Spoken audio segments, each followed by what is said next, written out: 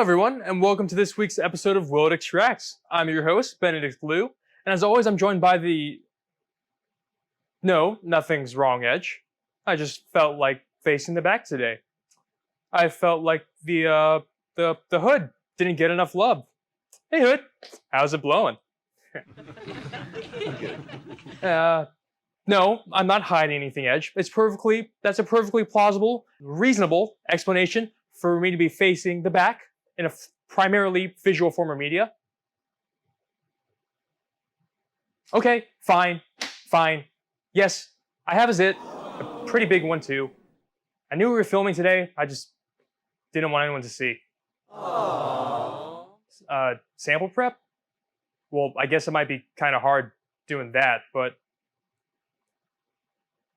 Yeah, I know, a zit's nothing to be ashamed of, everyone gets them.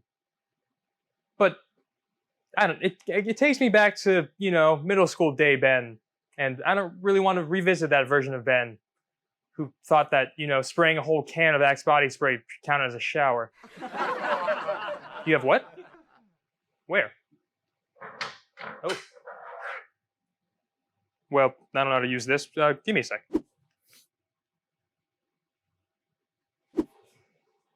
That work? You can't tell? All right, cool. Well, thanks, Edge. You're a real lifesaver. Well, I think it's actually time to get this episode started for real. Hello, everyone, and welcome to this week's episode of Will It Extracts. As always, I'm your host, Benedict Liu, and I'm joined by the trusty Edge. This week, our guest is another trusty product used by many people around the world. Say hello to concealer.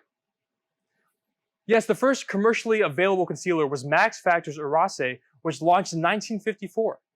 Some of the earliest versions of concealer were cosmetic camouflage creams, which were developed by plastic surgeons during World War II to help pilots cover up any burn marks that they may have incurred while in the lines of battle. Today, concealers are used by everyone, from men, women, movie stars, even fake game show hosts. Yeah, and now that I think I'm ready for my close-up, we can go ahead and get to sample prep.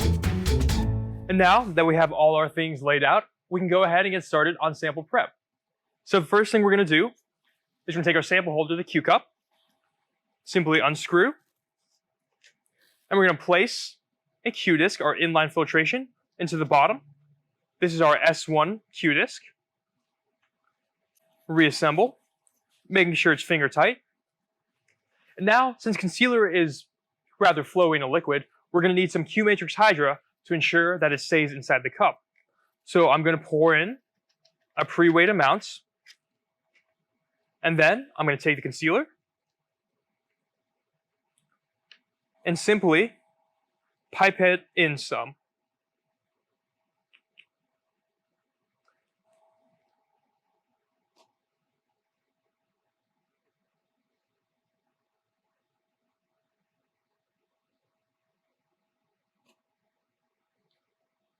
All right, and just like that, our sample preparation is done. I'll go ahead and load the Q cup into the edge, placing a vial right beside it. I'll swing around front. Go ahead and load our method. Press play. Press start. And I'll go ahead and let the edge run. And I'll see you all in a few minutes. And now, the edge has finished running.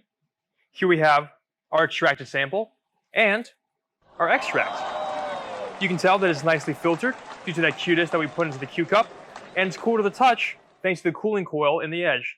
So this is ready to go straight to analysis. Some analytes of interest that you might be looking for include things like parabens or PFAS.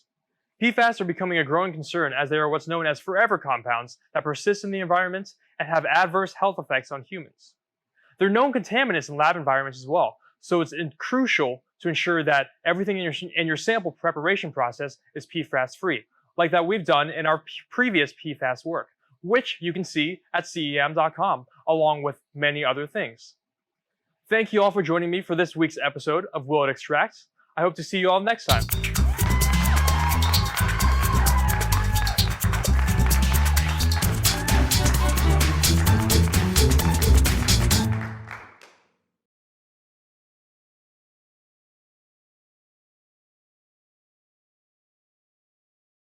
So Edge, why did you have concealer? You run a makeup tutorial channel for other automated laboratory systems given life and essence by pretend game show hosts that only exist in their imagination? What do you mean by pretend?